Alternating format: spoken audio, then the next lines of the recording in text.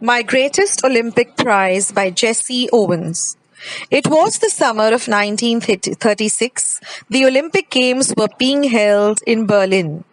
Because Hitler childishly insisted that his performers were members of a master race, nationalistic feelings were at an all-time high.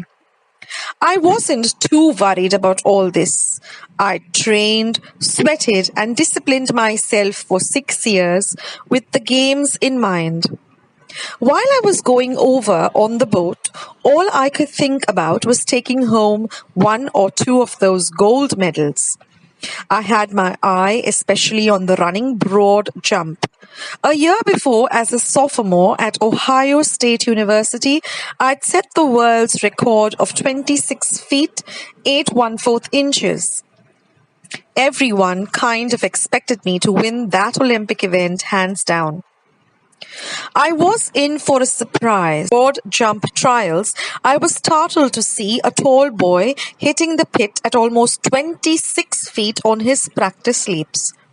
He turned out to be a German named Luz Long. I was told that Hitler had kept him under wraps, evidently hoping to win the jump with him. I guess that if Long won, it would add some new support to the Nazis' Aryan superiority theory. After all, I am a Negro, a little hot under the collar about Hitler's ways. I determined to go out there and really show the Führer and his master race who was superior and who wasn't. An angry athlete is an athlete who will make mistakes, as any coach will tell you. I was no exception. On the first of my 3 qualifying jumps, I leaped from several inches beyond the takeoff board for a foul. On the second jump, I fouled even worse. Did I come 3,000 miles for this? I thought bitterly. To foul out of the trials and make a fool of myself? Walking a few yards from the pit, I kicked disgustedly at the dirt. Suddenly, I felt a hand on my shoulder. I turned to look into the friendly blue eyes of the tall German broad jumper. He had easily qualified for the finals on his first attempt. He offered me a firm handshake. Jesse Owens, I'm Luz Long. I don't think we've met. He spoke English well, though with a German twist to it.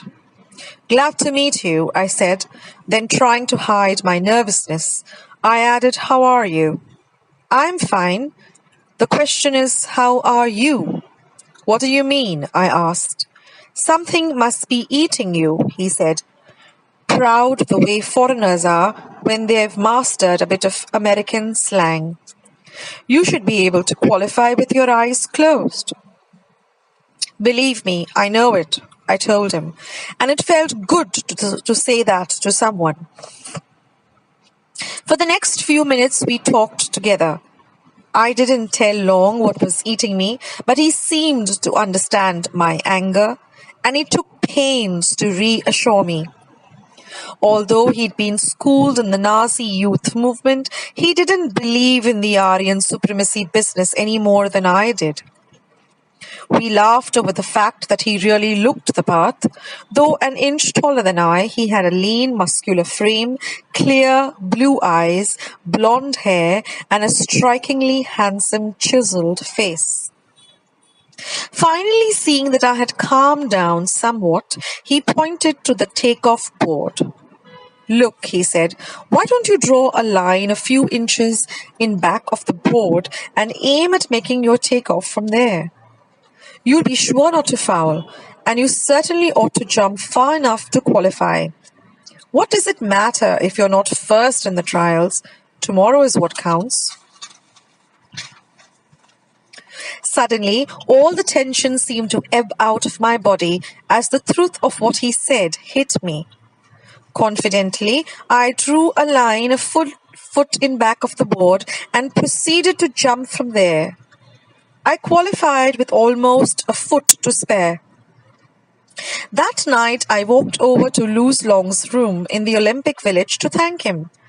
I knew that if it hadn't been for him, I probably wouldn't be jumping in the finals the following day. We sat in his quarters and talked for 2 hours about track and field, ourselves, the world situation, a dozen other things. When I finally got up to leave, we both knew that a real friendship had been formed. Luz would go out to the field the next day trying to beat me if he could. But I knew that he wanted me to do my best, even if that meant my winning.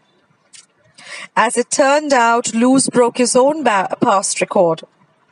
In doing so, he pushed me onto a peak performance. I remember that at the instant I landed from my final jump, the one which set the Olympic record of 26 feet 5 by 16 inches, he was at my side congratulating me. Despite the fact that Hitler glared at us from the stands not 100 yards away, Luz shook my hand hard, and it wasn't a fake smile with a broken heart sort of grip either. You can melt down all the gold medals and the cups I have, and they couldn't be a plating on the 24-carat friendship I felt for Luz Long at that moment.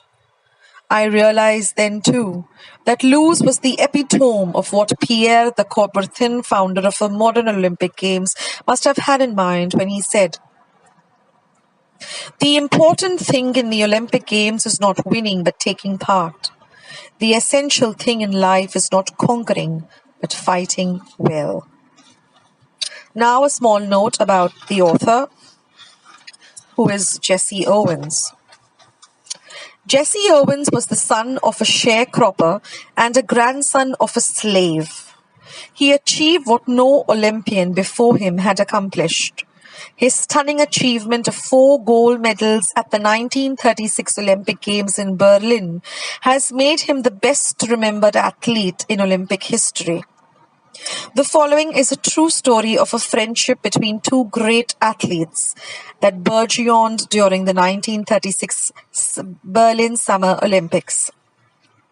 Hitler had spread the myth that one ethnic group was superior to all others and refused to acknowledge that a black man could ever be successful.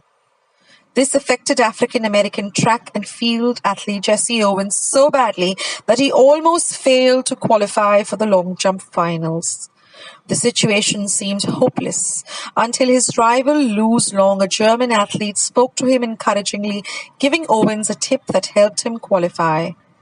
Long knew that if Owens succeeded, it might jeopardize his chances of winning the gold medal since they were competing against each other.